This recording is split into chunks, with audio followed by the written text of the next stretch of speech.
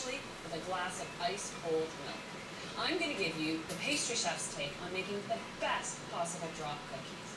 I'll start with the basics, making classic chocolate chip cookies. And drop cookies get their name because they're dropped by spoonfuls onto the baking tray before they go in the oven. Then I'll advance the technique with chewy oatmeal raisin sandwich cookies, and these have a creamy peanut butter filling between them.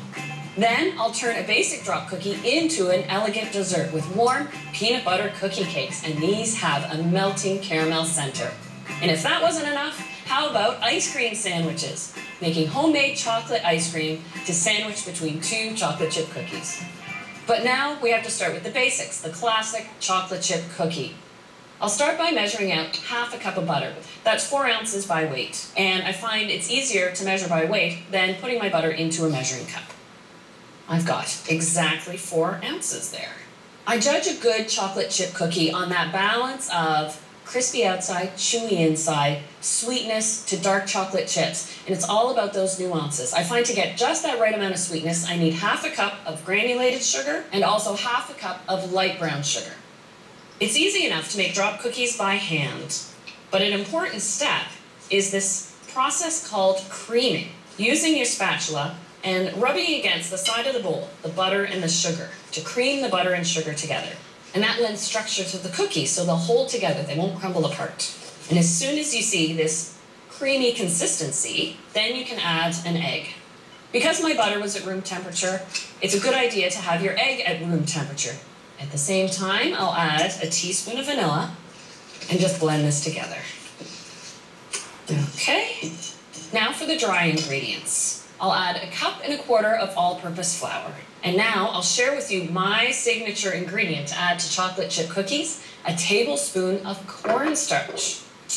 I am a big fan of cookies that are crispy on the outside, but chewy in the center. This addition will ensure that they will stay soft in the center. Now I'll add 1/2 teaspoon of baking soda, 1/2 teaspoon of salt, and I'll just sift this through, and then just combine until blended. You don't commonly associate the work of a pastry chef with something simple like a drop cookie, but honestly, in my profession, I have made thousands of drop cookies, so you really get a lot of practice in there. There we go, I've got the flour blended into the dough.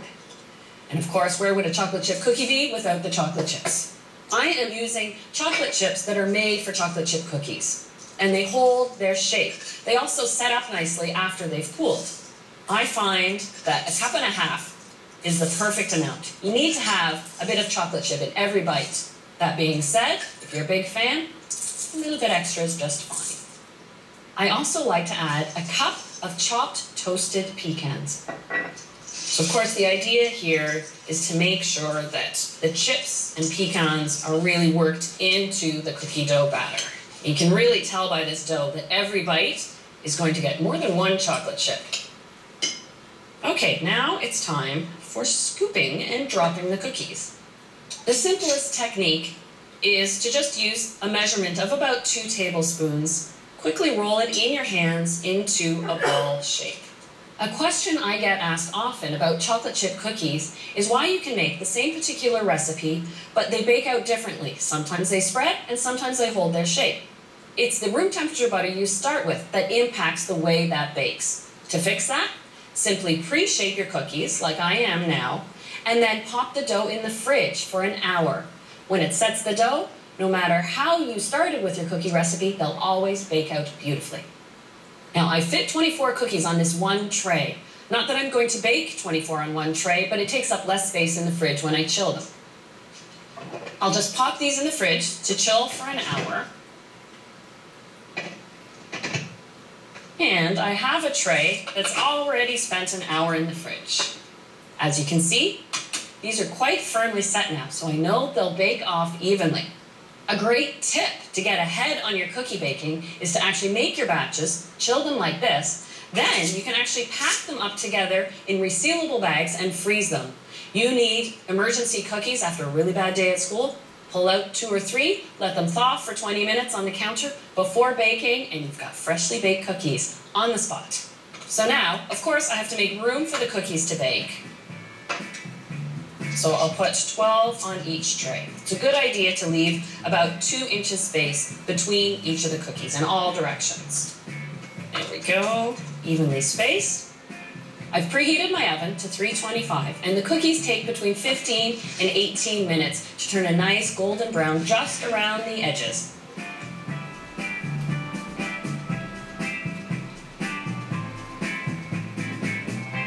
I let my chocolate chip cookies cool on their tray before removing them, so they set up a little bit. I have a tray that's just cooled. That is the hardest part about making chocolate chip cookies, waiting for them to cool just a little bit. But you can see the chocolate is still soft and melting.